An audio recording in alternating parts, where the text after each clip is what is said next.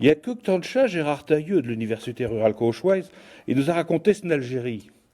Mon oncle Bernard, le frère de mamé, y a été tout dans les années chicantes. À ce qu'il a quitté notre monde, j'ai mis de côté son courrier. V'là une lettre que son père, Henri, mon grand-père, y avait envoyé en 1958. Pour la comprenaisie de cette lettre, il faut savoir que ce qui suit.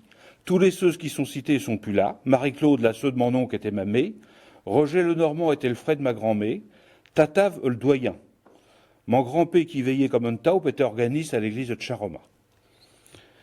Alors là, la lettre. Mon gars Bernard, j'avons bien reçu ta lettre dimanche 15 juin, puis Marie-Claude nous a fait lire une autre lettre TIE. Donc tout va pour le mieux. Je te remercie, mon gars Bernard, pour tes bons soins à l'occasion de la fête d'épée.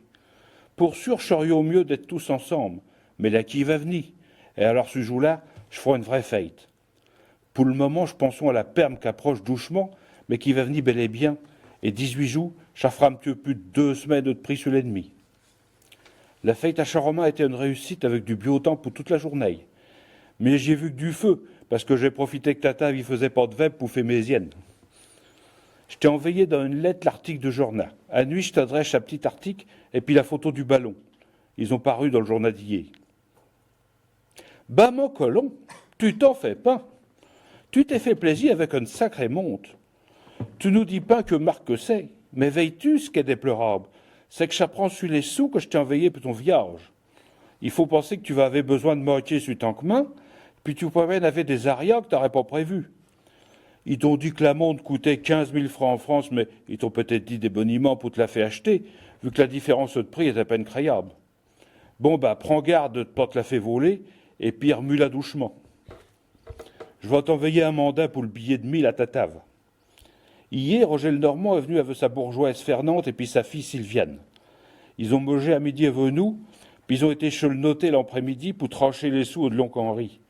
Ils croyaient que tu étais toujours en Allemagne, et ils voudraient que tu leur adresses une petite lettre ou une carte, puis après qu'ils l'auront reçu, ils vont t'envoyer un mandat.